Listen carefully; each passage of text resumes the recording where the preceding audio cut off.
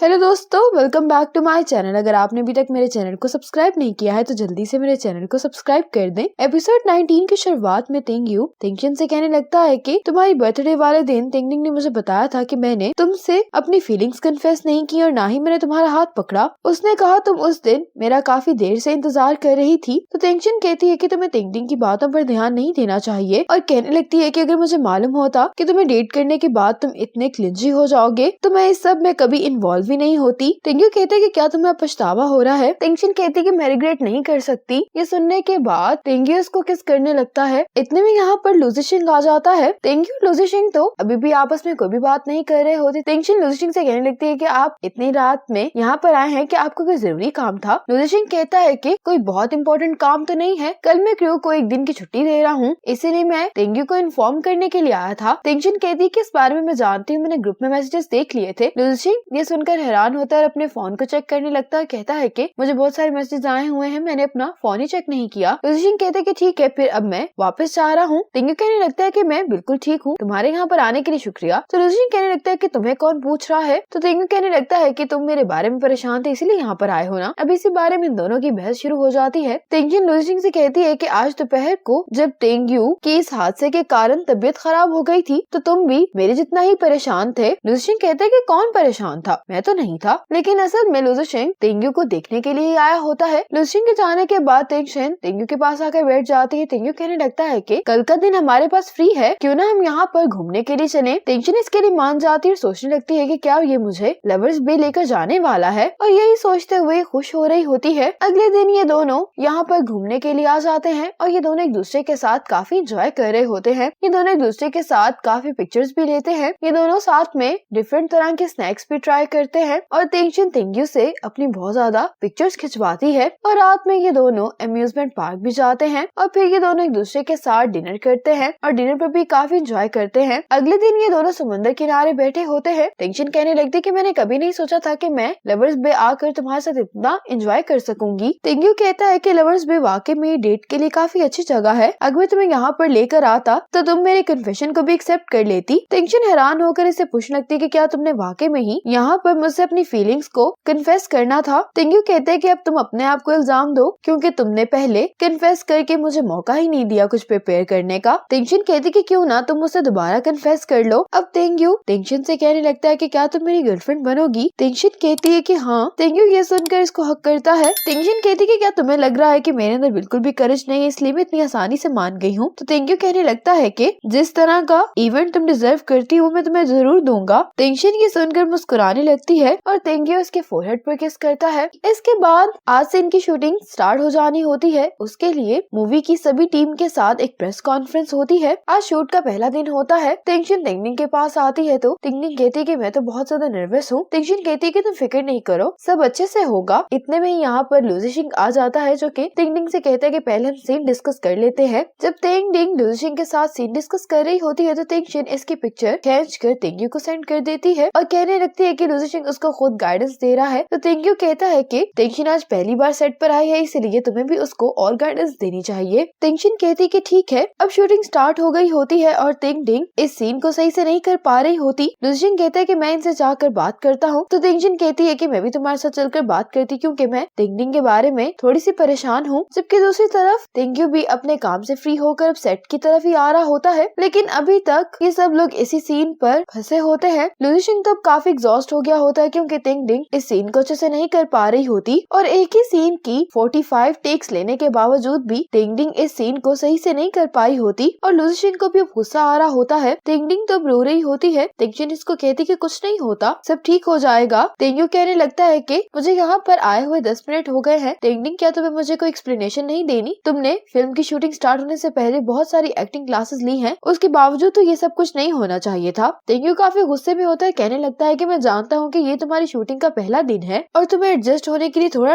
वक्त चाहिए, लेकिन तुमने एक ही सीन के लिए 48 टेक्स ली हैं। पूरा क्रू तुम्हारे लिए चेंजेस करता गया ताकि तुम किसी तरह से इस सीन को कर पाओ, लेकिन तुम इसके बावजूद भी सीन को नहीं कर पाई। पूरे क्रू ने सिर्फ तुम्हारी मदद करते हुए अपना पूरा दिन गुजार दिया है। क्या तुम्हें नहीं लगता कि तुम्हें कोई एक्सप्लेनेशन देनी चाहिए? तेंगशन अब तेंगयू को यहाँ से लेकर चली जाती है। तेंगशन इसे कहने लगती है कि मैं इस मसले को खुद ही हैंडल कर लूंगी, तुम्हें तेंगडिंग के साथ इतना हार्श बिहेवियर नहीं रखना चाहिए। तेंग्यू कहता है कि टिंगडिंग मेरी मूवी में तुम्हारी प्रोटेक्शन के साथ तो एक्ट कर लेगी, लेकिन फ्यूचर में क्या होगा? क्या ये सारी जिंदगी सिर्फ हमारी फिल्म में ही एक्ट करेगी? टिंगशिन कहती कि मैं टिंगडिंग को बचाने की कोशिश नहीं करी, मैं तो उसको एनकरेज कर रही हूँ। तेंग्यू कहते कि क्या 48 चांसेस भी काफी नहीं है? ये कहने के बाद तेंग्यू चला जाता है। टिंगशिन आती है तो ये माफी मांगने लगती है कि ये सब कुछ मेरी वजह से हुआ है और तेंग्यू भी सिर्फ मेरे कारण ही तुम पर गुस्सा हो गया है। टिंगशिन कहती कि कोई बात नहीं है। इतने में ही क्रू मेंबर आकर टिंगडिंग को रिहर्सल के लिए बुलाती है और टिंगशिन भी इसको काफी एनकरेज करती है कि ये तुम बहुत आसानी से कर लोगी, ज्यादा स्ट्रेस ना लो इस बात का। नेक्स्ट डे टिंगडिंग अपने सीन को काफी अच्छे से करती है और लुजिशिंग भी इसकी तारीफ करता है। अब टिंगडिंग जब लुजिशिंग के साथ रिहर्सल करने के लिए चली जाती है तो इस मूवी का हीरो टिंगशिन के पास आता है और इसको कहने लगता है कि अगर आप फ्री हैं तो आप क्या मेरे साथ अगले सीन के लिए रिहर्सल कर लेंगी? टिंगशिन इसके लिए मान जाती है,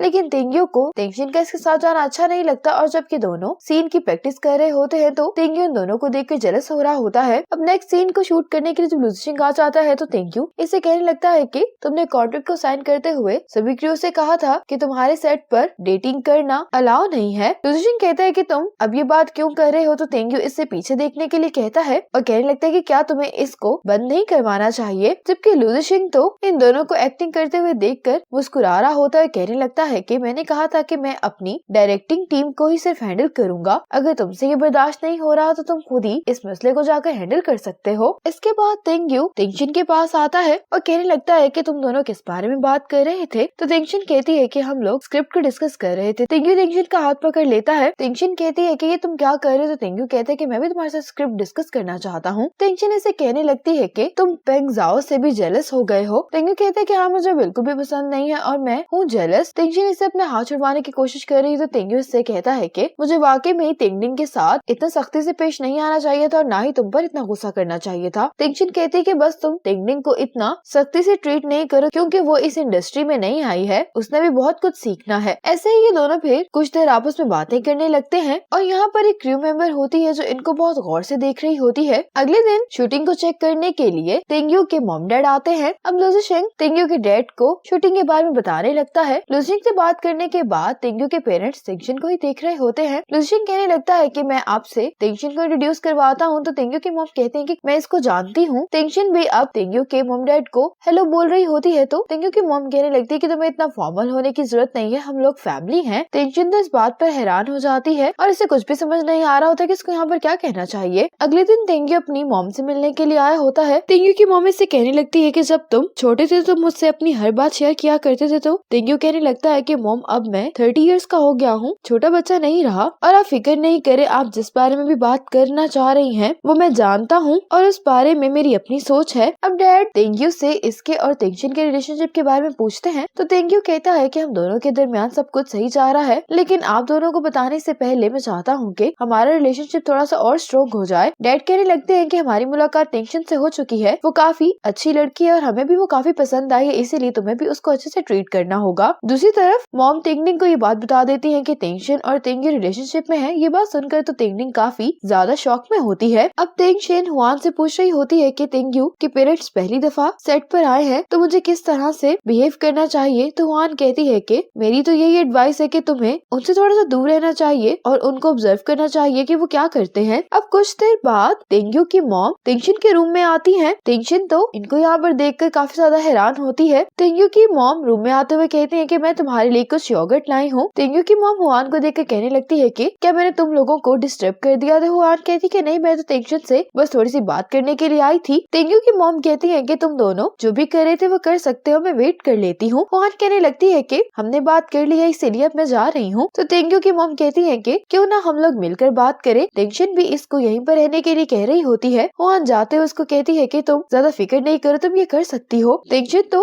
हुआन को यहाँ पर रोकने में नाकाम हो जाती है और अब टिंगशिन को तेंग्यू की मॉम के पास आकर बैठना पड़ता है। टिंगशिन पूछ लगती है कि आपको मुझसे कुछ जरूरी बात करनी थी जो आप इतनी रात में यहाँ पर आए हैं। तो तेंग्यू की मॉम बताने लगती है कि तेंग्यू के डैड बहुत ज्यादा खराटे देते हैं, इसीलिए मैं सो नहीं पा रही थी, तो मैंने सोचा कि मैं मैं तुमसे आकर यहाँ पर बात कर लूं। टेंशन कहती कि क्यों ना हम टेंगडिंग के रूम में चले। तो मॉम कहने लगती है कि टेंगडिंग भी अपने डैड की तरह कराटे लेती है। और अब टेंग्यू की मॉम टेंशन से बातें करने लगती है। टेंग्यू की मॉम तकरीबन सारी रात ही बैठकर टेंशन से बातें करती रहती है। इसीलिए अगले दिन सेट पर टेंशन को नींद आ रही होती है। टेंग्यू इसके लिए कॉफी लेकर आता है। टेंशन जब कॉफी पीने लगती है तो टेंग्यू से कहता है कि आज तुम इतनी थकी हुई क्यों दिखाई दे रही हो। टेंशन कहती है कि कल रात मैंने एक बच्चे की बहुत ज्यादा पिक्चर्स देखी हैं। टेंग्यू से कहता है कि तुम इतना हंसते हुए मुझे क्यों देख रही हो। टेंशन हंसते हुए कहने लगती है कि मैंने नहीं सोचा था कि तुम 4 साल की उम्र तक बिस्तर गीला करते होगे। ये बात सुनकर टेंग्यू बहुत ज्यादा हैरान होता है और इसी मोमेंट पर एपिसोड 19 खत्म हो जाती है।